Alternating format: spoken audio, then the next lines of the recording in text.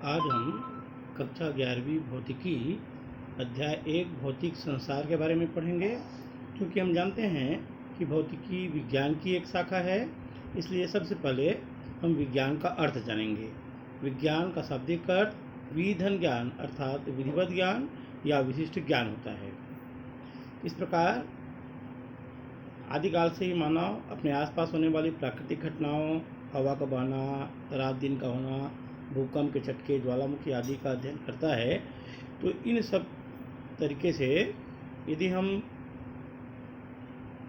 विज्ञान को परिभाषित करें तो विज्ञान प्राकृतिक घटनाओं के सुव्यवस्थित एवं क्रमबद्ध प्रेक्षणों, सटीक तर्कों एवं सकल प्रयोगों से प्राप्त ज्ञान को ही विज्ञान कहा जाता है। विज्ञान का उद्देश्य हमारे चारों ओर घटने वाली घटनाओं के विस्तार को समझना होता है। इस क्षेत्र का बहुत विस्तृत अध्ययन है, फिर भी हम विज्ञान को समझने के लिए इसे मुख्य रूप से दो भागों में बांटते हैं। पहला भाग है भौतिकी विज्ञान और दूसरा भाग है जैव विज्ञान। भौतिक विज्ञान के अंतर्गत भौतिकी, रसायन, गणित, खगोल विज्ञान आदि आते हैं, जबकि जीव विज्ञान के अंतर्गत जीव विज्ञान, वनस्पति विज्ञान आदि आते हैं। अब चूँकि हमें अभी भौतिकी के बारे में पढ़ना है, तो सबसे पहले जानते हैं भौतिकी का अर्थ। भौतिकी प्राकृतिक विज्ञानों का एक मूल विषय है। इसकी उत्पत्ति एक शब्द फ्यूसिस से हुई थी, जिसका अर्थ होता है प्रकृति।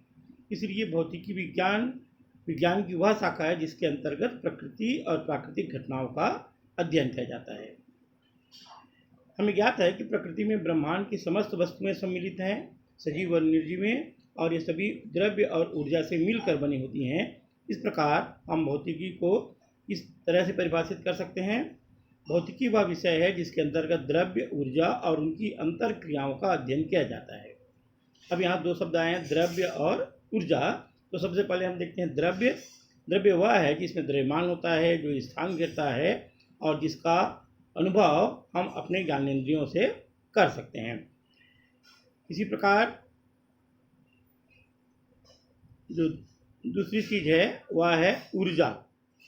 ऊर्जा, इसमें न तो द्रव्यमान होता है, न ही यह स्थान घेरता है, बल्कि यह समस्त ब्रह्मांड में विद्यमान रहता है।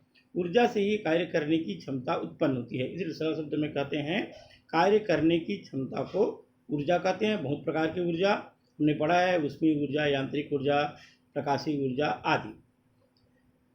अल्बर्ट आइंस्टीन ने द्रव्य को ऊर्जा में और ऊर्जा को द्रव्य में परिवर्तित करने के लिए एक समीकरण दिया, E = mc², जहाँ E ऊर्जा, m द्रव्यमान और E निर्वात में प्रकाश की चाल है।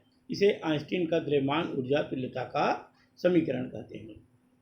भौतिकी के विषय में अलग अलग वैज्ञानिकों ने अपना अलग अलग मत दिया। इनके विकास में सभी वैज्ञानिकों का महत्वपूर्ण योगदान है। इसी प्रकार अध्ययन की सुविधा से भौतिकी को दो मुख्य भागों में बांटा गया है। पहला है चिरसम्मत भौतिकी और दूसरा आधुनिक भौतिकी। चिरसम्मत भौतिकी सन 1900 ईस्वी के पूर्व क्रमबद्ध एवं सुव्यवस्थित ज्ञान से युक्त भौतिक को चिरसम्मत भौतिकी कहते हैं। यह स्थूल घटनाओं से संबंध है। इसके अंतर्गत यांत्रिकी, ऊष्मागतिकी, ध्वनि आदि आते हैं। आधुनिक भौतिकी 1900 ईस्वी के बाद के भौतिकी को आधुनिक भौतिकी कहते हैं, जिसके अंतर्गत संघनित द्रव्य भौतिकी, क्वांटम भौतिकी आदि आते हैं। भौतिक नियमों की प्रकृति, ब्रह्मांड में होने वाली अनेक घटनाओं को भौतिकी के नियमों के द्वारा समझा जा सकता है, जिसमें सबसे पहला होता है वैज्ञानिक दृष्टिकोण। तर्क और प्रायोगिक तथ्यों पर विचारधारा को वैज्ञानिक दृष्टिकोण कहते हैं। किसी भी घटना को समझने के लिए प्रकृति के नियम, प्राकृतिक घटनाएं जिन नियमों के तहत होती हैं उन्हें प्राकृतिक नियम कहते हैं। जैसे न्यूटन की गति का समीकरण है F = ma, अर्थात किसी वस्तु पर लगने वाला बल उस वस्तु के द्रव्यमान और त्वरण के गुणनफल के बराबर होता है। ऐसा ही परिकल्पना प्रायोगिक परिमाणों अथवा प्रेक्षणों की व्याख्या करने के लिए प्रारंभिक स्तर पर बनाए गए कार्यकारी नियम को, जिसका अंतिम सत्यापन नहीं हुआ है, परिकल्पना कहते हैं। और प्रकृति के कुछ ज्ञात नियमों को भौतिक निकायों के रूप में व्यक्त करना प्रयोगों और प्रेक्षणों के द्वारा यह सिद्धांत कहलाता है। सिद्धांत के कुछ उदाहरण भी यहाँ पर दिए हुए हैं। इस प्रकार भौतिक नियम और सिद्धांत में एक अंतर है। भौतिक नियम यह है, यह किस प्रकार व्यवहार करता है प्रकृति, वह भौतिक नियम है। यह शाश्वत और अपरिवर्तनीय होता है। यह किसी भौतिक प्रक्रिया में नियम का उल्लंघन नहीं होता। जबकि सिद्धांत प्रेक्षणों या प्रायोगिक परिणामों की व्याख्या करने के लिए भौतिक नियमों की सहायता से बनाया जाता है और इसमें परिवर्तन किया जा सकता है। इस अध्याय में जो सबसे महत्वपूर्ण प्रश्न बनता है वह है वैज्ञानिक विधि। वैज्ञानिक विधि अनुसंधान कार्य के लिए वैज्ञानिकों द्वारा अपनाई गई सुव्यवस्थित, क्रमबद्ध एवं तर्कसंगत विधि को वैज्ञानिक विधि कहते हैं। इसके मुख्य चरण हैं: पहला, क्रमबद्ध प्रेक्षण। किसी भी समस्या को हल करने के लिए वैज्ञानिक उस संबंधित आंकड़े एकत्रित करते हैं और उसके लिए सुनियोजित प्रयोग करते हैं। इसे क्रमबद्ध प्रेक्षण कहते हैं। दूसरा है परिकल्पना का निर्माण। प्राप्त आंकड़ों या प्रेक्षणों की व्याख्या करने के लिए एक नियम बनाते हैं, उसे परिकल्पना कहते हैं। और प्रयोग या निष्कर्ष निकालकर उस परिकल्पना का परीक्षण, ये तीसरा पॉइंट। और चौथा पॉइंट है प्रयोग और निष्कर्ष। इन्हीं सभी निष्कर्ष और सिद्धांतों के आधार पर उसमें कुछ संशोधन करके एक नई परिकल्पना तैयार की जाती है, जिसे प्रयोग एवं निष्कर्ष कहते हैं। वैज्ञानिक विधि का महत्व: मानव जीवन को सरल बनाने के लिए, उसको उपयोगी बनाने के लिए इसका विशेष महत्व होता है। और इसी के आधार पर भौतिक एवं भौतिकी की अन्य शाखाओं का आपस में संबंध देखते हैं। भौतिकी को मूलभूत विज्ञान कहा जाता है और भौतिकी के साथ साथ अन्य विज्ञानों का संबंध भी यहाँ दिया गया है, जैसे गणित और भौतिकी। बिना गणित का सहायता लिए भौतिकी को नहीं पढ़ा जा सकता। भौतिकी के सिद्धांतों का प्रयोग किए बिना भी गणित को अच्छी तरह समझा नहीं जा सकता। ठीक उसी प्रकार से रसायन और भौतिकी भी एक दूसरे के पूरक हैं। रसायन के बहुत से नियमों का प्रयोग भौतिकी में और भौतिकी के बहुत से नियमों का प्रयोग रसायन में किया जाता है।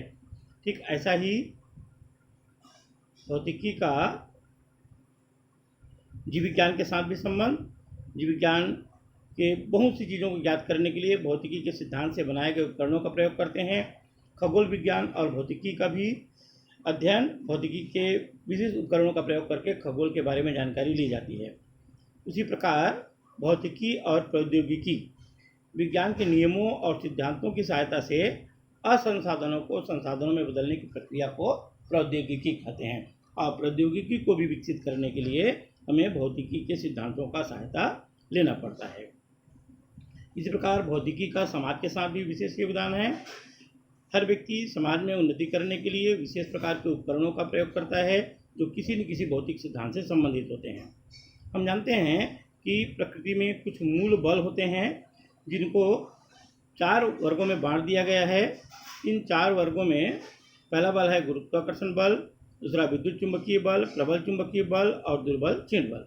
एक एक करके देखते हैं। पहला गुरुत्वाकर्षण बल। विश्व में किन्हीं भी दो पिंडों के बीच उनके द्रव्यमानों के कारण लगने वाले बल को गुरुत्वाकर्षण बल कहते हैं। यह बल व्युत्क्रम के नियम का सत्यापन करता है। व्युत्क्रम नियम अर्थात उन दोनों द्रव्यमानों के गुणनफल के समानुपाती और उनके बीच के दूरी के वर्ग के व्युत्क्रम अनुपात, यह हमेशा आकर्षण बल है। इस प्रकार से हम गुरुत्वाकर्षण की विशेषता देख सकते हैं। दूसरा बल है विद्युत चुंबकीय बल। ये 2 स्थिर आवेशों के बीच लगने वाला बल है। 2 चुंबकीय ध्रुवों के बीच लगता है चुंबकीय बल और विद्युत ध्रुवों के बीच लगता है तो विद्युतीय बल। यह भी व्युत्क्रम वर्ग के नियम का पालन करता है और यह आकर्षण और प्रतिकर्षण दोनों रूप में हो सकता है। इसी प्रकार से जो तीसरा बल है वह है प्रबल नाभिकीय बल। नाभिक के इस स्थायित्व के कारण उनके न्यूक्लियानों, जो उसके नाभिक में न्यूट्रॉन और प्रोटॉन होते हैं, उनके मध्य जो बल होता है उसे प्रबल नाभिकीय बल कहते हैं। यह प्रबल नाभिकीय बल जो विद्युत चुंबकीय बल से अधिक स्थायित्व होता है, यह भी व्युत्क्रम वर्ग के नियम का पालन करता है। और चौथा है दुर्बल नाभिकीय बल। दुर्बल नाभिकीय बल केवल निश्चित नाभिकीय विक्रियाओं के दौरान प्रकट होते हैं, जैसे बीटा क्षय के दौरान एक इलेक्ट्रॉन और एक उत्सर्जित होता है और इनके मध्य दुर्बल नाभिकीय बल कार्य करता है। इस प्रकार हम इस अध्याय में भौतिकी से संबंधित महत्वपूर्ण परिभाषाओं को नोट कर सकते हैं। आप सभी कक्षा 11वीं भौतिकी के अध्याय 1 भौतिकी संसार के में से जो महत्वपूर्ण पॉइंट हैं उसे फेयर कॉपी में नोट कर लेंगे। अगले वीडियो में हम अध्याय 2 इकाई एवं मापन के संबंध में पढ़ेंगे।